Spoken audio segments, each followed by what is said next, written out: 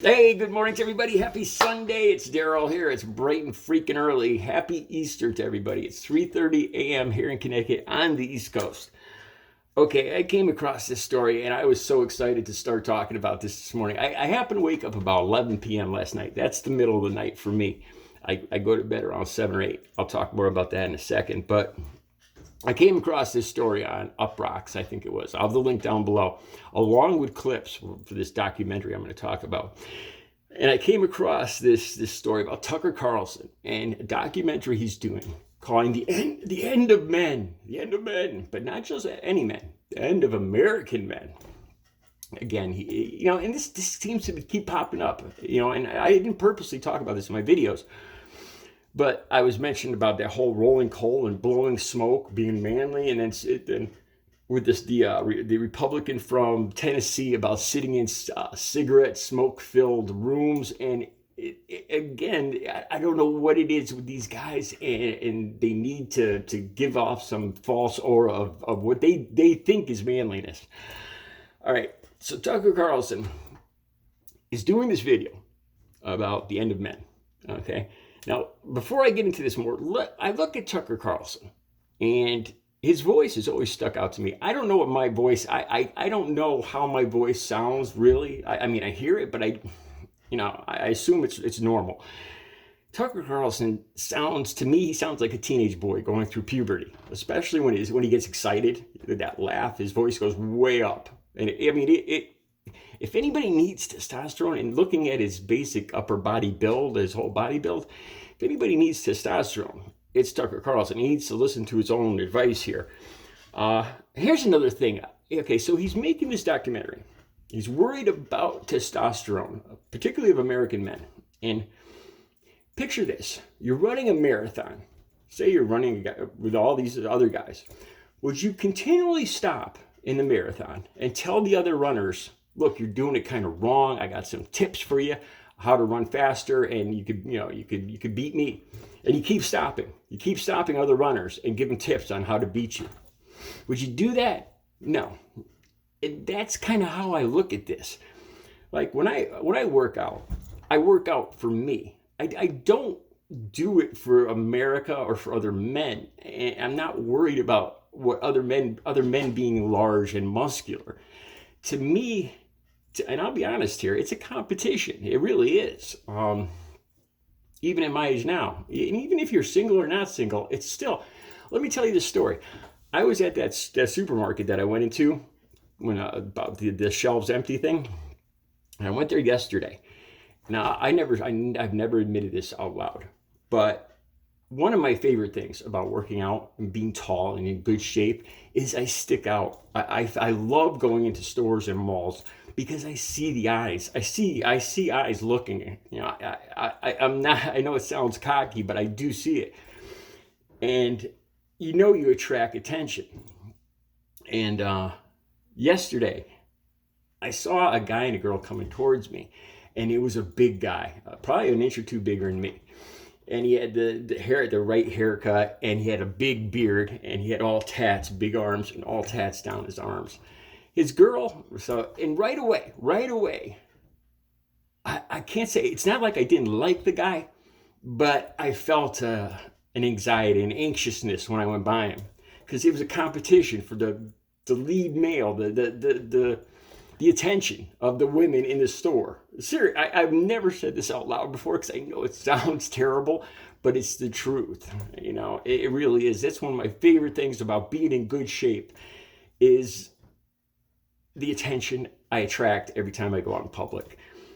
And this guy, it was an uneasiness, and I kind of looked up his girl, to see if it was the alpha girl, the best looking chick in the supermarket. And I won't get into it any more than that, but it's a competition, and it's not just about getting, going home with somebody or whatever, but it really is a competition amongst men to be the best. It is. So why would Tucker Carlson be so concerned about all his fellow American men? I don't know. There's only like two answers. He wants better looking American men for himself, or he's trying to raise some kind of nationalistic army. There's no other reasons I could think of. Okay, so this documentary, it starts out with John Kennedy, which freaks me out. To me, he's a liberal hero to me.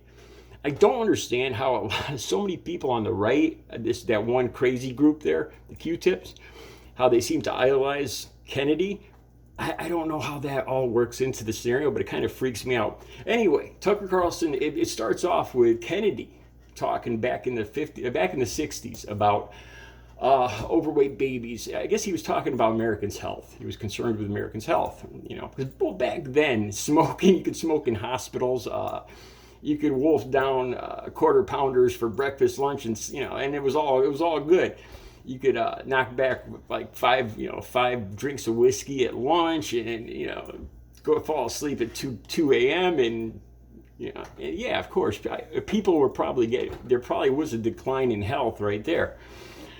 All right, and I don't think the funny thing too. I was watching The Odd Couple the other day. I love watching the old episodes of The Odd Couple, and they went to a fitness place, and I realized how out of touch people were even back in the 70s with physical fitness. Their idea of a gym, I don't even think jogging really was in a thing yet. And I think along with people getting out of shape, people have been getting in shape too. And I don't think, I think it all evens out personally. Anyway, Tucker Carlson's documentary, it shows bare-chested men. This particular Up Rocks article is about how homoerotic Tucker Carlson's documentary seems to be, because it's all bare-chested men doing push-ups and firing guns bare-chested and milking things and talking about red ball tanning. All right. Now, I'm going to cut right to because I'm going to probably run long on this video. I'm going to cut right to the chase on this. I looked it up. I never heard about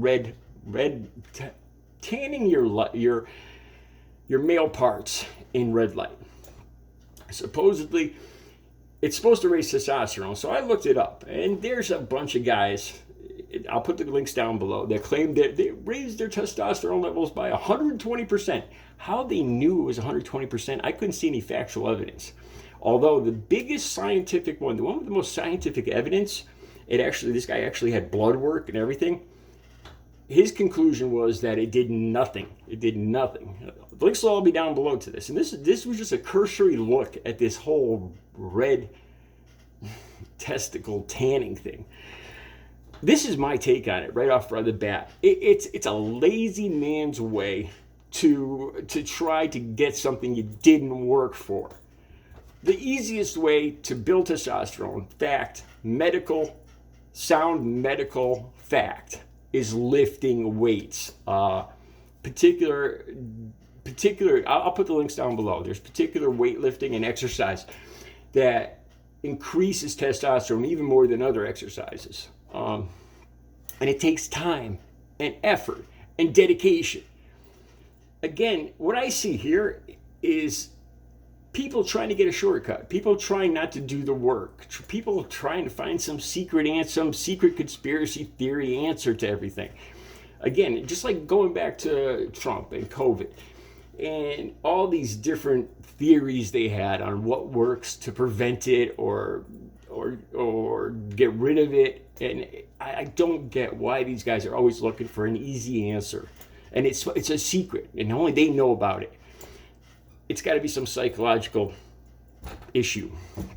And so, for the last 15 years, since October 23rd, 2006, I've been clean and sober. It was probably about a year after, because I gained a lot of weight after I got clean and sober. I went up to almost 300 pounds.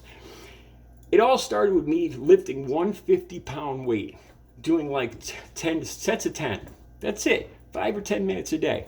And that increased my biceps right off the bat. And it was like, when I saw the increase, it made me want more and more and more and more. Today, after I finish this video at 5 a.m., I start my workout. I work out, and this workout goes for 4 hours. But before any of you right-wing people say, yes, I do put in a productive day of making money at work after this. It doesn't take 4 hours, though. At 5 o'clock, I do 90 minutes of weightlifting. I have 5 different daily routines, and then I go back to the beginning again. So it switches. Every 5 days, I start again. Push-ups, sit-ups, curls, and so on. At the end of the 90 minutes, I go for a 1 hour, 4 mile hike around town. Now, this is another benefit of skipping this whole red light thing. When I go for a walk or I take my bike ride after, I come back home after that 4 mile walk. I go to the exercise room, I get on the treadmill, and I work on the universal machine for an hour. Then in the afternoon, around lunchtime, I take a 1 hour, 10 mile bike ride. It's about 4 hours of exercise a day, and I freaking love it. It's built the confidence. I was lacking a lot of confidence. I could see it now.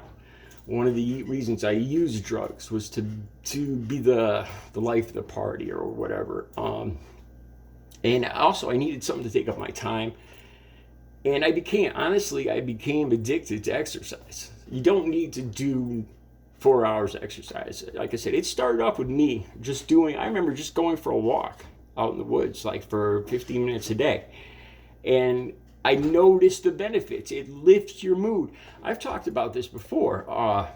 Whenever I'm blocked, I can't think of a story, I can't think of a video to do here, I'll go for a walk. And it's a scientific medical fact that exercise, walking, gets the blood flowing more to your brain, and it really does increase your cognitive thinking. Plus it helps that it's all silent. You go somewhere to walk where it's silent and you don't have a TV and people and all that, and it's amazing how it clears your head if you're ever stuck in a dilemma, a conundrum, and you need answers. That's the best thing to do.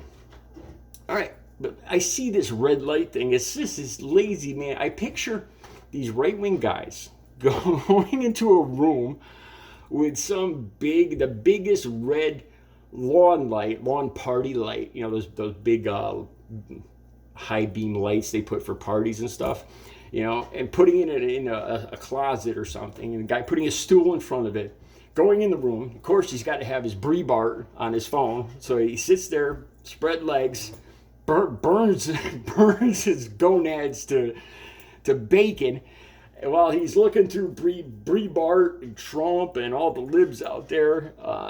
It's the lazy man's answer to this. There's a factual way to lift your testosterone. All right, now I'll talk a little bit more. I'm gone on 12 minutes, but I had 2 relationships in the last 15 years. The first relationship before Audrey, she's married now, so hopefully she ain't watching this video. It's probably the most sex I've ever had in my life. I remember her saying to me, like I said, we dated for a year, and she wanted to break the record of how many times she had sex before with her ex-husband. That's what she told me. I ended up breaking up with her because I thought she was a little crazy. But anyway, and I remember staying in bed the whole weekend and doing it 8 times. So I was working out and everything then. So if that speaks to testosterone levels, like I said, this is stuff I've never talked about. I never wanted to talk about. But when I saw this video about this red light nonsense, I had to talk about it. Also, I'll have the clips down below. In Twitter, there was people making fun of course, there's people making hilarious jokes about how homoerotic this whole documentary seems to be. There was one guy that says, I'm actually more gay now. There's another Twitter user who said, this documentary was banned in Florida. That's a particularly good one. Then there was this one by this guy named Raw Egg Nationalist. All right, and he claims to be, he said he's so flattered or so proud to be in this documentary. His profile pic is this wicked cut, muscular dude, only wearing a banana hammock. So I don't know if that's him or not. And again, I got to ask myself, I'm proud of all the work I've done and the physical shape I'm in, but I would never think of doing that, going there, you know, standing here in a banana hammock. And then it says at baby gravy. Baby gravy is a term for sperm, right? I just, I can't imagine any straight man so focused on the male form, sperm production. I for the life of me, man, like I'll say it again. You guys saw the video I did about Ted Cruz and fellatio back. I'm not homophobic at all. If you're gay, you're gay. If you're straight, you're straight. But it's what really bugs me is the people that put down gay people when there's a good, there's a good possibility that they're gay themselves and they're just doing this to hide it. I'm sure if there's any homosexual people watching, I'm sure there's terms for this, and that's what this strikes me as with Tucker Cruz here. So there's like 10 more things I didn't even think to touch on yet, and I wanted to talk about. I'll see if I can get more into it. You guys have a good Sunday. I'll be back later with another video.